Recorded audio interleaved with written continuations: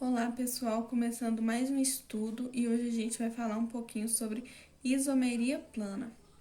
Isomeria plana ou também conhecida como isomeria constitucional. Um exemplo para que vocês possam entender de forma simples é anotarem aí no caderno as palavras amor, Roma, ramo e mora.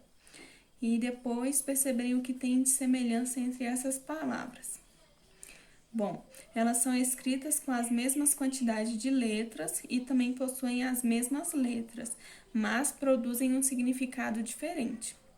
Então, é assim que a gente pode fazer uma analogia com a isomeria. Então, os isômeros são compostos que apresentam a mesma fórmula molecular, mas se diferem em alguns aspectos, com relação à conectividade desses átomos. Então, sua estrutura ela será diferente. Vamos então falar dos diferentes tipos de isomeria. Lembrando que o nome da isomeria se refere a aquilo que é diferente entre os isômeros. Por exemplo, isomeria de cadeia. Vamos conferir primeiro, né, se são compostos isômeros. Eles têm a mesma quantidade de carbonos? A gente pode contar aqui, né, que tem 1, 2, 3, 4 carbonos nesse primeiro composto. 1, 2, 3, 4 carbonos nesse segundo composto. E também a gente pode conferir a quantidade de hidrogênios.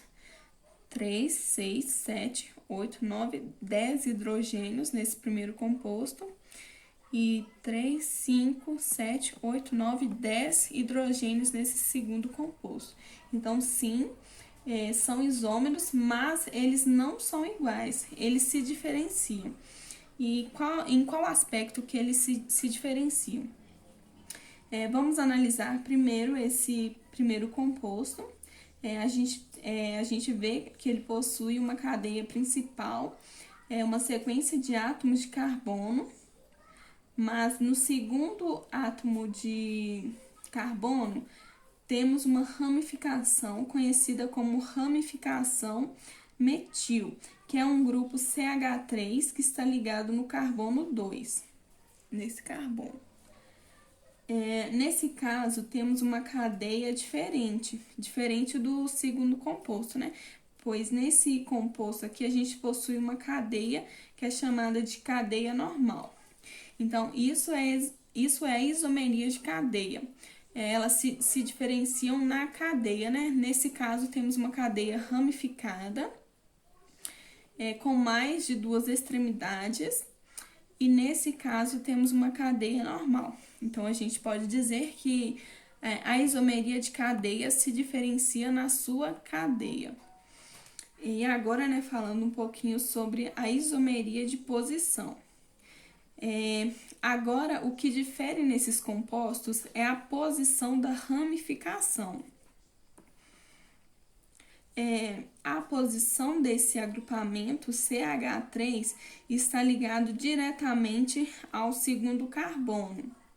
Já nesse outro composto, a ramificação está ligada no terceiro carbono. Então, a isomeria de posição, ela pode ser uma diferença de posição da ramificação, que é o que está acontecendo nesses exemplos, e também pode ser diferenciar na posição dos heteroátomos ou ainda da posição da dupla, se for um composto insaturado. E agora, falando um pouquinho sobre a isomeria de função, então o que diferencia é a função.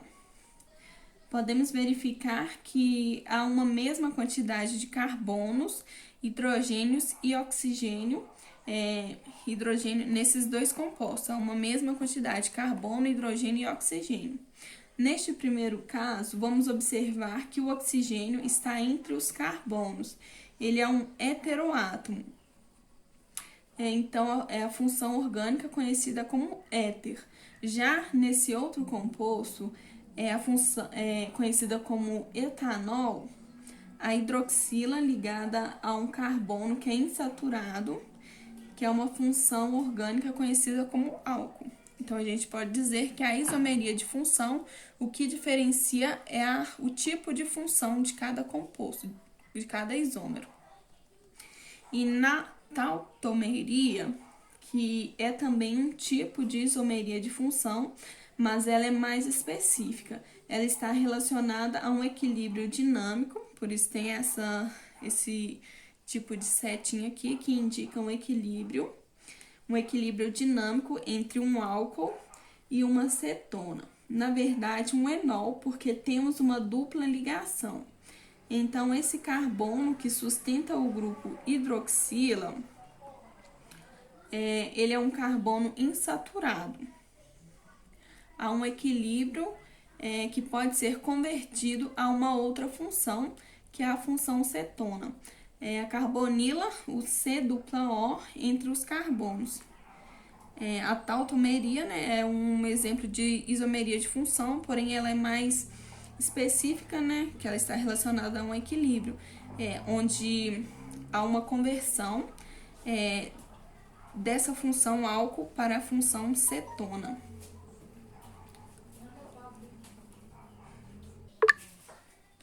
E agora, por fim, a gente tem a metameria, que é também uma isomeria de posição, mas ela está relacionada à posição do heteroátomo.